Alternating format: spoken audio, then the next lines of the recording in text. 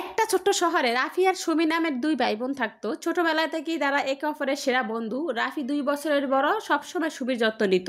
স্কুলে যেতে গেলে রাফি বলতো, চল আমি তোকে পৌঁছে দিচ্ছি। সুমি তখন হেসে বলতো, তুই না থাকলে তো আমি স্কুলে যেতেই পারতাম না। তখন তারা একসাথে খেলতো, একসাথে টিভি দেখতো, এমনকি একসাথে স্বপ্ন দেখতো কে বড় হয়ে কি হবে। কিন্তু সময়ের সাথে সাথে সবকিছু বদলে যেতে লাগলো। রাফি বিশ্ববিদ্যালয়ে ভর্তি হলো, পড়াশোনা চাকরির চিন্তায় ব্যস্ত হয়ে গেল। অন্যদিকে সুমি কলেজে গিয়ে নতুন বন্ধু পেলো। তার জীবনে ঘুরপাক খেতে লাগলো মোবাইল, সোশ্যাল মিডিয়া আর নানা রকমের জলমলে জগতে। রাফি প্রায় রাত জেগে পড়াশোনা করতো। সুমি এসে বলতো, ভাইয়া আমার একটু হোমওয়ার্কটা করে দাও না। রাফি বিরক্ত হয়ে বলতো, আমি এখন ব্যস্ত আছি, তুই নিজেরটা নিজে কর। সুমি মন খারাপ করে ভাবতো, আগে তো ভাইয়া আমার সব কাজ করে দিত, আর এখন আমার দিকে তাকায়ও না। আবার রাফিও মাঝে মাঝে মনে করতো, সুমি এখন শুধু মোবাইল আর বন্ধু নিয়ে মেতে থাকে, আগের মতো আর আমার সাথে গল্প করে না। এইভাবে আস্তে আস্তে তাদের মধ্যে অদৃশ্য দেয়াল তৈরি হতে লাগলো।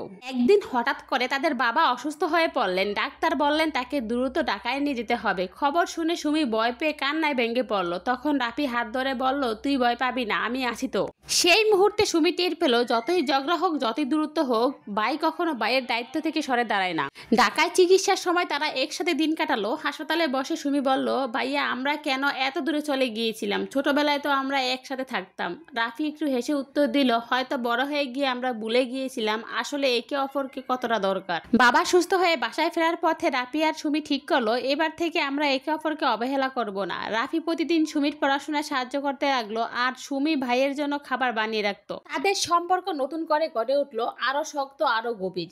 এই গল্প থেকে আমাদের শিক্ষা হলো, ভাই বোনের সম্পর্ক শৈশবের মতো সবসময় মিষ্টি না হলেও সেটা সবচেয়ে নিরাপদ সম্পর্ক। বাহিরের বন্ধু, কাজ, ব্যস্ততা যতই থাকুক, নিজের ভাই বোনকে সময় দেওয়া দরকার। ভুল বোঝাবুঝি হলে চুপ করে না থেকে কথা বললে সম্পর্ক টিকে যায়। সংকটের সময় প্রথমে পাশে দাঁড়ায় নিজের ভাই বোন, এটা কখনো বলা যাবে না।